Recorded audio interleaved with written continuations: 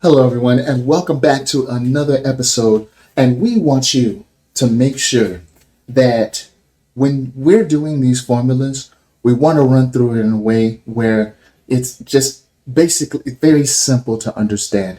And that's what we're going to highlight, the simplicity of the velocity banking method. Okay, credit cards, credit lines, you can use all of them to pay off your loans, whether that's mortgages, whether that's car loans, any loan that you can think of, you're going to be paying it down by that line of credit. Okay, so first of all, we want to just get this out of the way. All right, before we hop into this and show you how to subtract drastically that mortgage from 30 years to 5 to 7 years, go ahead and like, share, and subscribe.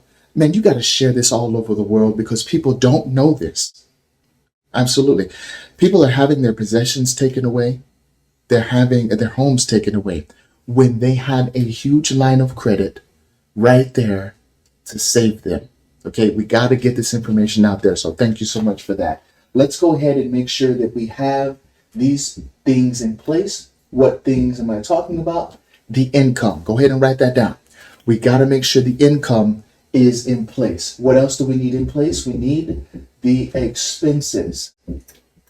Make sure the expenses are in place as well. Now, of course, we need the line of credit. Okay, we're just going to abbreviate that with LOC. And of course, for those that have loans, let's go ahead and make sure that we put that down as well. And we have the loans. Okay. Now, huge, small, it doesn't matter. All right. The loans, the lines of credit, they go together like bacon and eggs. All right. Red beans and rice. Okay. Black eyed peas and hot water cornbread, or collard greens and hot water cornbread. All right. Now, they go together. They really do. And I'm going to show you how they go together. Say the income. Now, it doesn't matter what your income is, folks. All right. As long as it's more than the expenses, you wouldn't have to be overly worried or concerned at all about paying off those loans, all right? Because things fluctuate, don't they?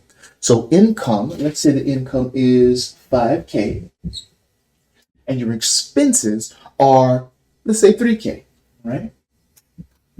And of course, this is just the national average. That's why I actually use these examples over again, because that's the national average is 5K in the income and the expenses 3K. Now, sometimes what happens is we find ourselves segregating our cash, don't we?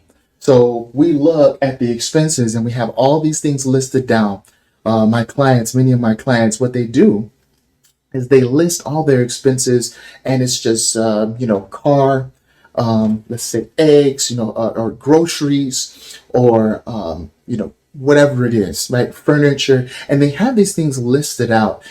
But what I want you to do is get into the mindset of consolidating all those expenses, and you're going to be paying those expenses from your line of credit. That's right. The expenses and your debt obligations, you're going to be paying from your line of credit. I'm going to show you how right now. So when you get paid, all right, where do you usually place that money? Well, you usually place that cash inside of a checking account. And we're just going to go ahead and abbreviate it with a CA. So you place it inside of your checking account, and then you usually pay from the checking account out to the expenses, out to your debt obligations. And that's why at the end of the month, you have zero. You have more month left than you have cash. And so we want to change that. You can go ahead and keep the income going into the checking account. But from the checking account, you're going to deploy your capital to another location. Okay? You're going to deploy your capital to another location. Now, first of all, let's make sure that whatever is in this line of credit, let's say it's 12K. So you have 12K in line of credit.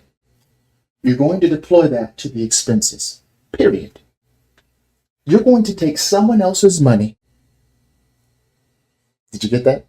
You're going to take someone else's money and you're going to pay your expenses. So essentially, they paid your expenses while, okay, now after you've done that, after that part of that 12K goes to the 3K, right?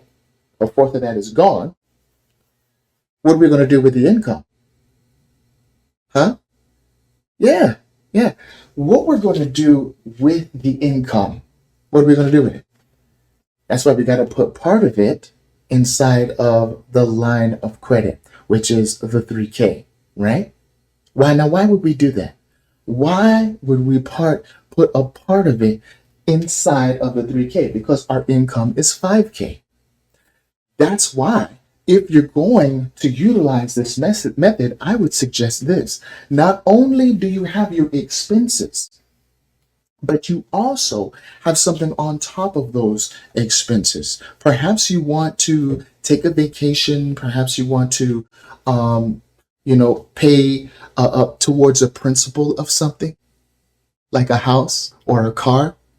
Let's take maybe 10K of that. Or perhaps if you observe the 30% rule, which I suggest that you do, but you don't have to. It all depends on your goals. If you want that car paid off immediately, you can use the 10K. All right. So let's go ahead and use the 10K. All right. And put it towards our 20K loan, let's say. So this loan is 20K. Okay. And now it's going to be 10K is the balance. Why? Because we're taking our 10K from here and we're putting it into the loan. So now we have a balance of what? Okay, we got 3K, right? Then we have the 10K. Man, that's 13. Call them jokers up. Absolutely, the line of credit. I mean, you have a reputation with them, right? And tell them, listen, I want to go ahead and increase my line of credit. And they're going to say, hey, no problem, Mr. Smith. Let me go ahead and increase that to, let's say, 20K. Now, this is a real thing, folks. Have you ever been a victim of a credit line increase? If not, I suggest that you be a victim of a credit line increase. And so you increase your line of credit, and now you don't have to worry about going over. Okay, your credit utilization goes down.